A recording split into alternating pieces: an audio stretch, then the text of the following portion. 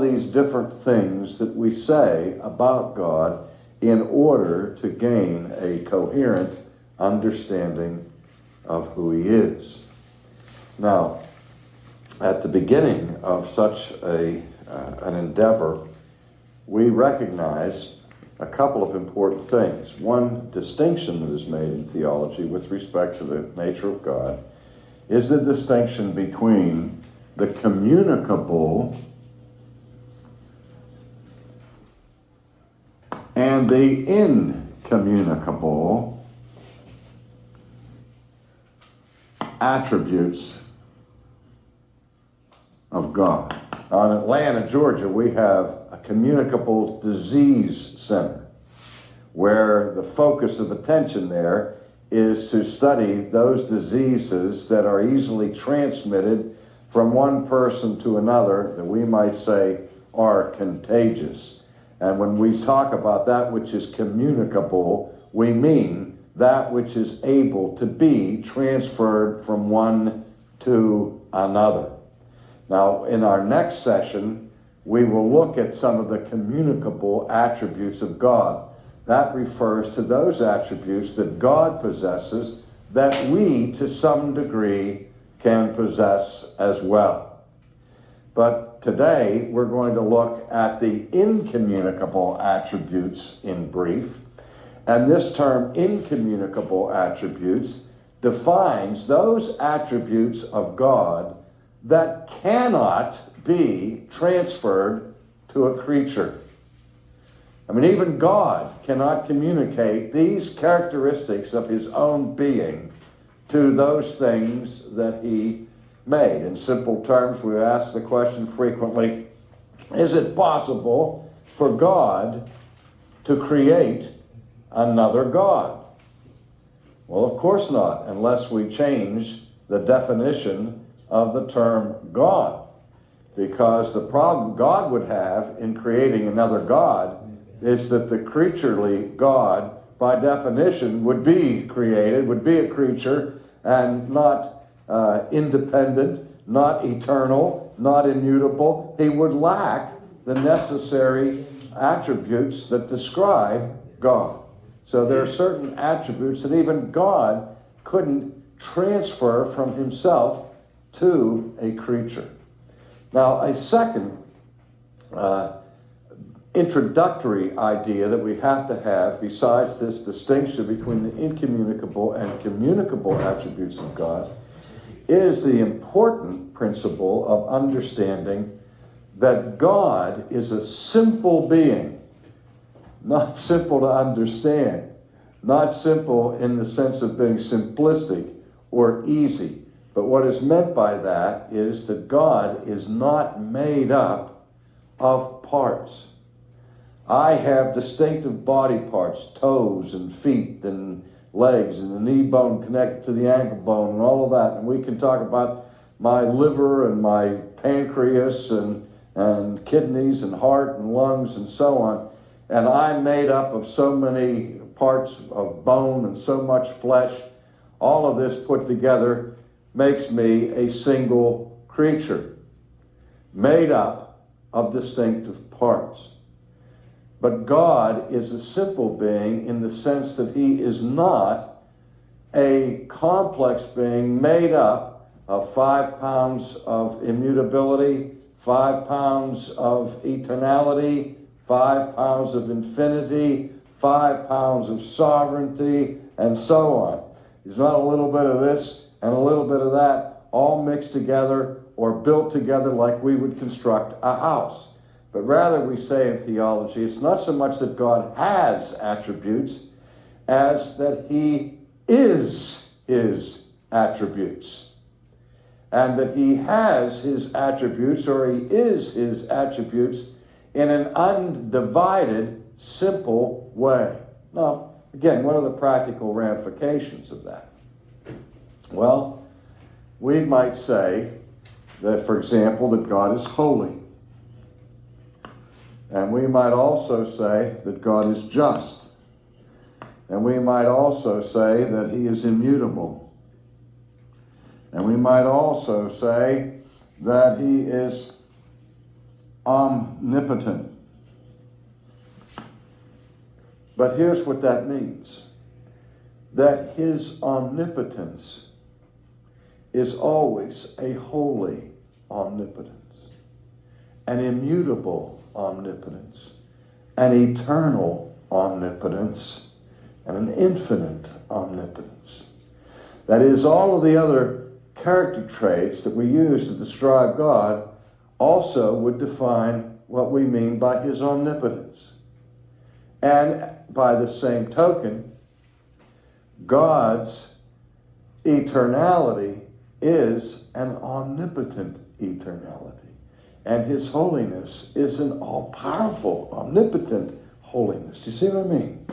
That it's not like he's made up of one square of omnipotence, another square of holiness. He is altogether holy, altogether omnipotent, altogether immutable. He is his attributes. Nevertheless, we make this distinction between the incommunicable and the communicable attributes. Now, some people don't even think that this is a very helpful distinction and tend to shy away from it. But I think it's very important, because one of the most critical things we can do as Christians is to come to a clear understanding about the difference between God and any creature. And no creature can ever possess an incommunicable attribute of Almighty God. I was talking about some problems that some folks were having in relationships the other day. And the gentleman I was talking with looked at me and he says, well, you know what we have here? And I said, what's that? He says, well, we got a bean problem. Well, I knew what he meant. He was speaking in a colloquial manner. When he said, we have a bean problem, most people would think, green beans, lima beans, whatever. But he was simply saying, what? We have a human being problem. He said, well, this is problems that human beings have with each other because we're a fallen race of people. And that's what he meant by a being problem. He was making a play on the word human being. Now, when we talk about the difference between God and creatures, the most common distinction we make is that we are human beings and God is called the supreme being. This is our common way of speaking. God is the supreme being. We are human beings. Now, what we're getting at here is the idea that there must be something I have in common with everything else that exists. I am. Roger is. This piece of chalk is. God is. So that we all are, to some extent, beings. And yet, there's something special about God with respect to his being. Now, when we think of this and we look at, we see a common idea here of being and the difference in the qualifying adjectives that describe the being, you would think that the real difference between God and man would be out here. But in reality, the real difference between God and everything that is made is this right here. As I was indicating earlier, we stand out of being. We're derived beings. We are conditional beings. We are dependent beings. We are created beings. But God is not dependent, not created, not finite, but he has the power of being in and of himself. He doesn't derive it from something else. I mean, we say, in God we live and move and have our being. God doesn't say, in man I live and move and have my being. He got along without us before he met us. He can get along without us now. He never needed us to survive or to be. And yet we cannot survive for an instant without the power of his being upholding our being. Because the idea here is that when God creates us, not only does he create us, and by virtue of his being the maker of who we are, means that we are dependent upon him for our very existence from the beginning. But the idea biblically is that what God creates, he sustains, he preserves. And I am as dependent upon God for my moment-to-moment being, for my continuing to exist, as I was for my original existence. And again, this is the supreme difference between God and us, in that God has no such dependence upon anything outside of himself. Now, I've mentioned already Bertrand Russell's insight that he had when he was in his late teenage years, when he read an essay from John Stuart Mill, in which Mill argued against the classical cosmological argument for the existence of God, in which the thinkers reasoned this way: every effect must have a cause, and we would reason back from effects that we see now back to the ultimate cause, who was God. And Bertrand Russell said when he was growing up, he was very much persuaded by that rational argument until he read this essay by Mill, in which Mill said, well, if everything has to have a cause, then obviously God has to have a cause. And so when we get back to God, you can't stop there. You got to keep asking the question, who caused God? And this was an epiphany for Bertrand Russell. He uses it in his book, Why I'm Not a Christian. And for the rest of his life, he rejected the existence of God on the basis of this insight from John Stuart Mill, which involved a false understanding of the law of causality. The law of cause and effect says that every effect must have a cause, not that everything that is must have a cause. The only thing that requires a cause is an effect, and it requires one by definition, because that's what an effect is, something that is caused by something else. And so the question is, does God require a cause? Not if he has his being in and of himself. Not if he is eternal and self-existent. Now again, there were two little boys having a discussion, and the little boy said to the other little boy, where'd that tree come from? And the other boy said, God made that tree. Oh, well, where did that lake come from? God made the lake. Where'd those flowers come from? God made those flowers. Where did you come from? God made me. All right, where did God come from? And the little boy said, God made himself. And that's supposed to be profound, but it's profoundly wrong, because even God cannot make himself. For God to make himself, God would have to be before he was, and he can't do that. So it's not that God is self-created. That's what we don't want to say about God. Nothing can create itself. God is not self-created. God is self-existent. Now, this gets us, I think, to the most amazing and profound element or aspect or attribute of God himself. My favorite attribute in God, if I can have one, is found in the word aseity. I mean, I realize that the vast majority of people who have not studied theology at a technical level have probably never in their lives heard that word before, aseity. And this is where I think, I just feel so fortunate to have had the opportunity to spend so many years studying theology and see the benefits therein. But when I see that word, I have chills go up and down my spine.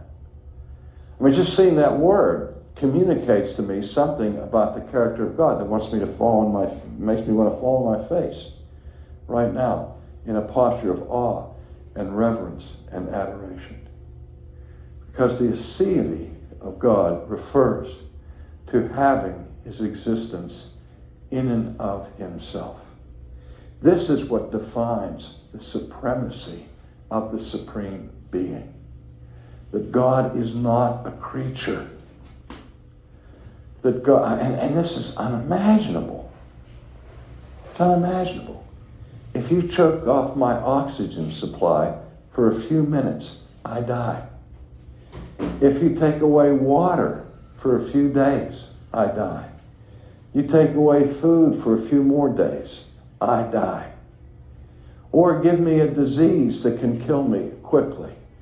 Our lives are fragile and susceptible to all kinds of dreadful things that can destroy them.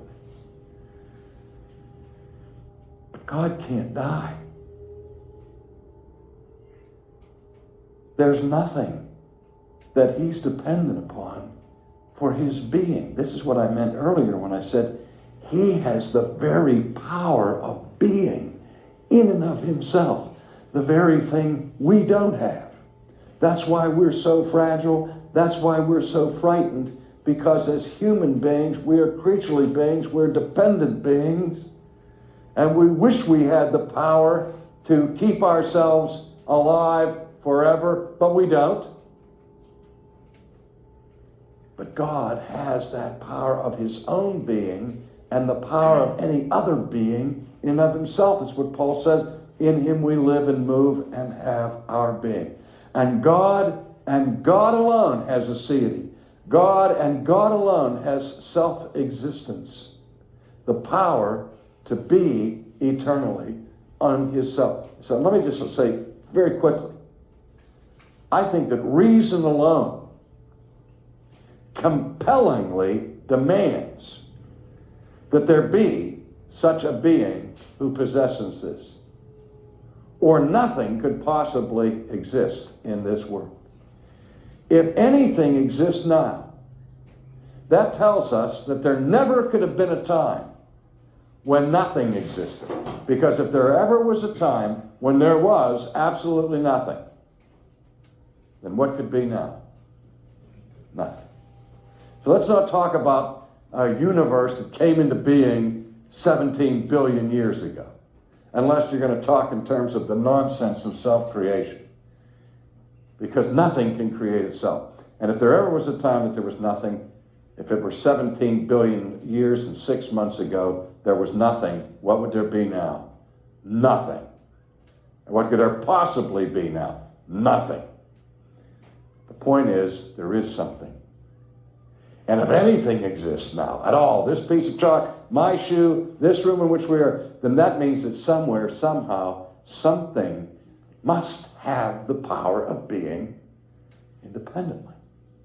There always had to be being, or nothing could possibly be. So that's what I'm saying. This piece of chalk screams of the aseity of God. And you won't find that aseity in the chalk, and you won't find it in me. These are things that are not communicable. Just like God cannot communicate his eternality to a creature, because anything that has a beginning in time is by definition not eternal. We can be given eternal life going on forever in that direction, but we can't get it retroactively because we all have birth dates and we are not eternal creatures. Eternality as such is an incommunicable attribute. Immutability goes with aseity. Because God is eternally what he is and who he is, this is the basis of his being incapable of mutation.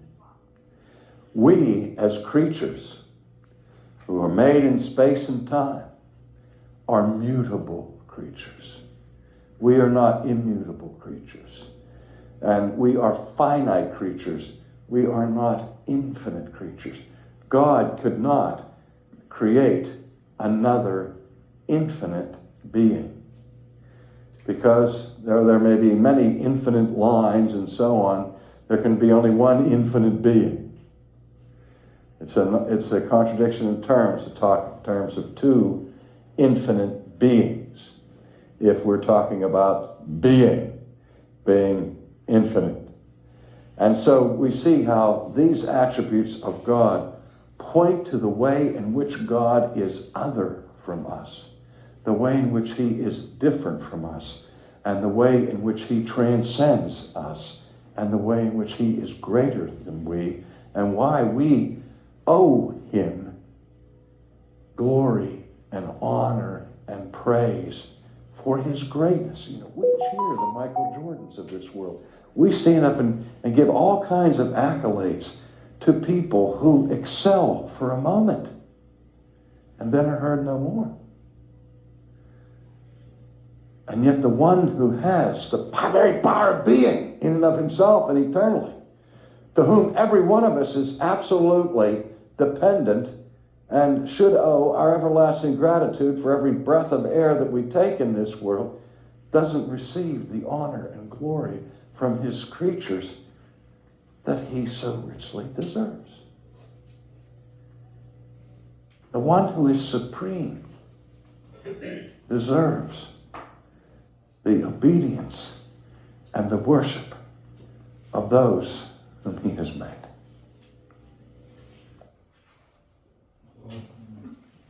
Yes. Thanks for following. Thank you all for following. So I request we share some of the lessons from the video before we get into the answerings and corrections. Anything you noticed in the video?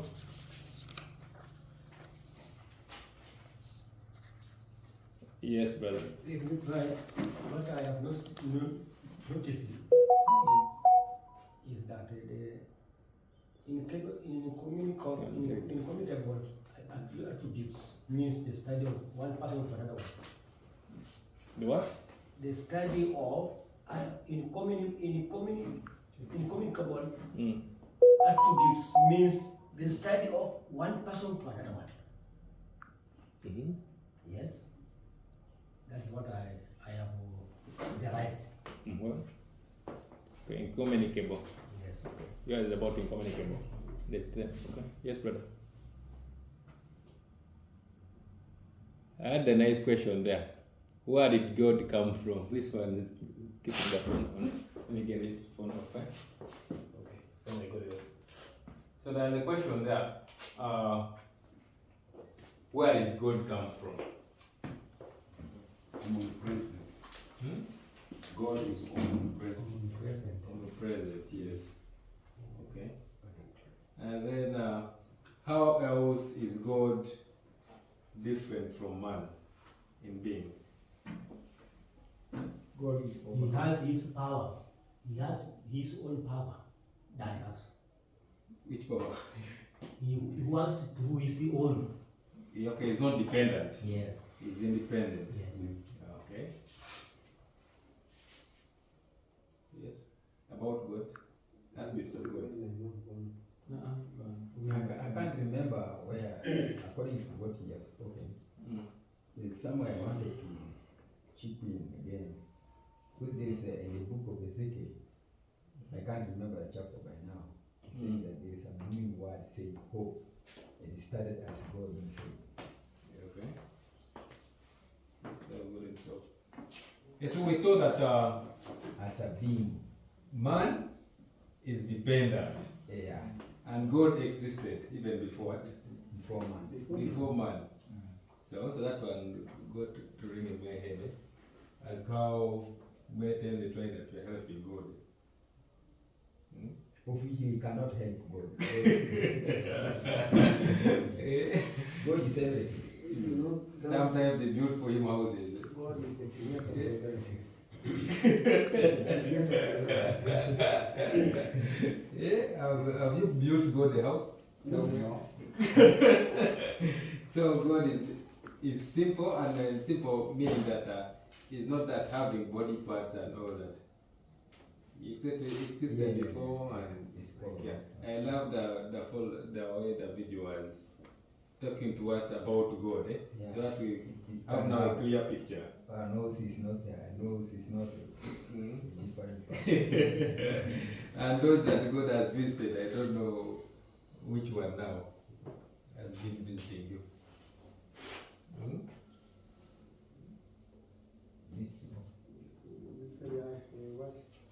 Those that say, God found me on the road and told me that he next week is fasting. Yeah, but those things they were here. But it was persecution. 1984, people say that Jesus was found, was seen at Nairobi, is being all in hotel. But it was all a lie, just superstition. And he was like an angel. Yeah, so, right, Dennis, what about God have you learned today? Or what do you have to teach us about God? What I can say that God you cannot compare like human beings, you cannot compare with other things because for him he does his thing without depending on someone or depending on anything. And he can do anything he wants to do. Not maybe asking for manpower, what. There's no way. There's no way that we can compare God and as human beings. We are the one to depend on God, but God cannot depend on us. Yes, yes. I thought I also saw it in school, yes. Yes, Brother Ken. God is above everything. One, because the creator, he created everything. Where there was nothing, God was. Okay. Then, that's another question. Can God create another God? No. So whichever other gospel have a false God, a small God. It's a final. Okay? But I read somewhere in the Bible, I don't remember where the Bible was saying that we are also gods. That we are also gods. God. We are also gods. Yeah, we are gods. The small God. Yeah. Well, we are the small But we are not. What I know, maybe The small we God are is created accepted. in the Son of God. God's image. The image of God. The G God. Mm. Small.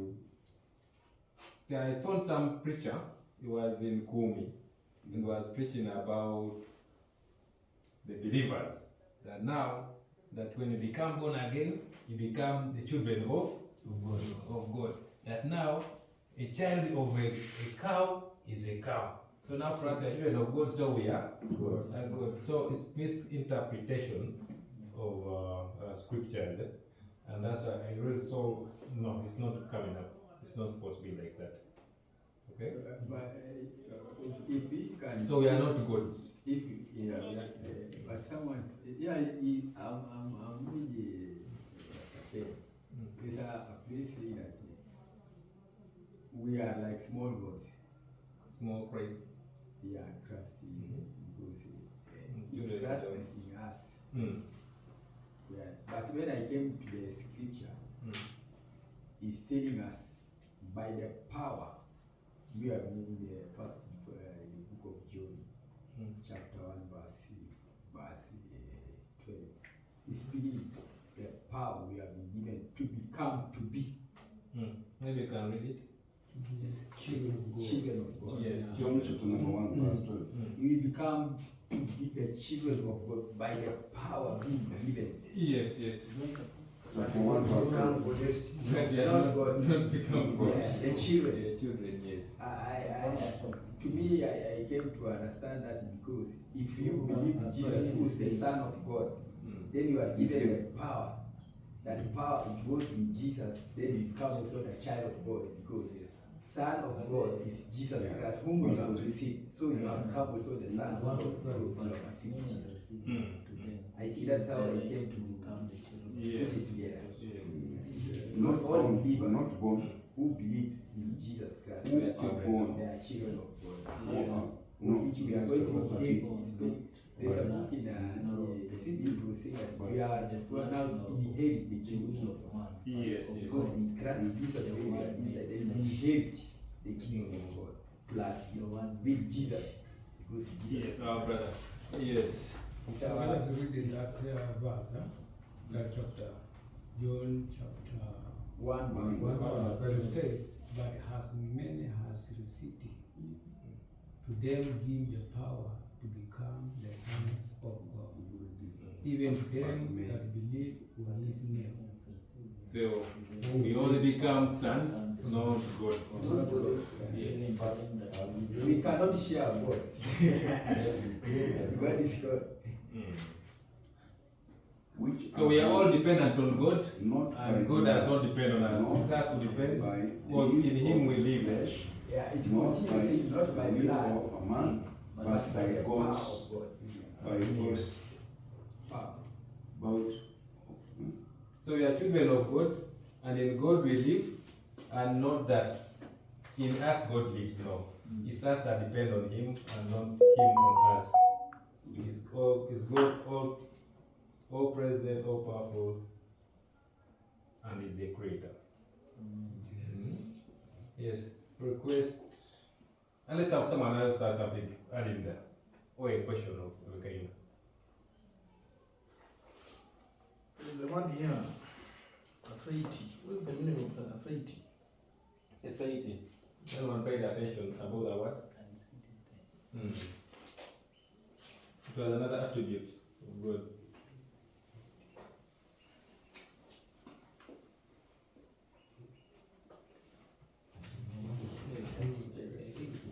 It was about existence. His existence, yes. Exist. So his existence is not dependable on anything. He is Exists on his own. self-existent. Existence, yeah. Yes, that God is self-existent. Is not out of a cause. That a stone hit the cloud and it formed God. No, is the foundation. Is self-existent. Is not out of a creation. Is not a creature. So God was not created. As someone, was it here? In another place, someone was like, but Jesus was created. No, Jesus is also not a creation. He was present at creation. He's God. In the beginning, he was there. In the beginning. So he's not a creature. Without him, nothing was not made. Without him, nothing was made. I think that answers that. Yes. He's self-existent and not a creature. He's not a creation or a creature. Self-existent. It's like Yes. But before him, before the creation, there was nothing, only him. Okay? yes. And it's created by the word, let there be, let there be, let there be. Like that is created. So, There is- that There is something I want to talk there concerning about. I never really very clear about it. You know, when God created earth and heaven, it does not include the darkness, but darkness it was found inside. If you read verse 1, Genesis chapter 1, chapter 1 verse 1, he said that God created the earth and heaven, but darkness it was found inside. Later on, then God created the light. You know, it's something that I don't know how it is, but darkness, God did not say it's good. But after creating the light, then he said it's good. All the things that he created, he said, but darkness, it was not found anywhere. He said that he created after creating the earth and heaven. And his heart, the Spirit of God was wavering on top of water. Now, I was trying to imagine myself speaking about the darkness, where darkness came from. Because after creating the earth and the heaven, the darkness was found inside. Okay. If you read that verse. Maybe we can ask about that. Can anyone see darkness? Darkness you cannot see. Hmm? You cannot see darkness. So darkness is nothing. Since the moment God came and found it, when the darkness is already there. So that's why he's saying in your chapter in verse 2 that the earth was formless and void, and darkness was over the surface of the deep, and the Spirit of God was moving over the surface of the water. That's what I've been asking that. The earth was made, the earth and the heaven was made, created at the first day. So God was creating things one by one, saying, let it be. Let it be.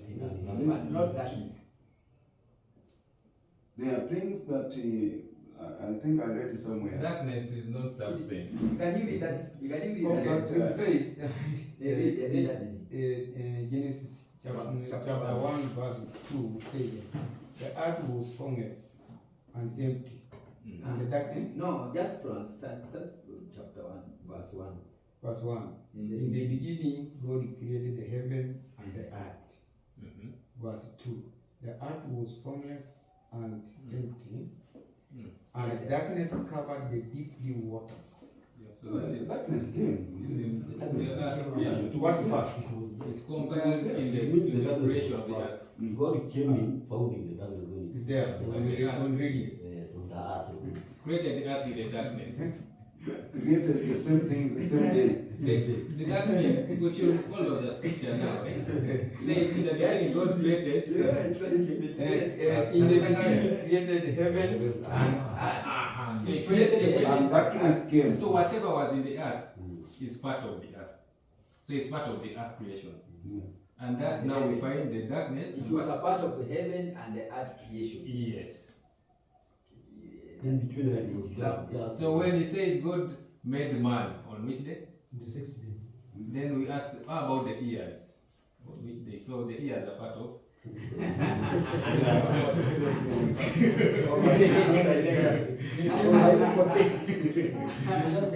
But in that is chapter 2, verse chapter 3, verse 3, verse 2 and verse 3 see that. Then he created light, Yes. but not darkness.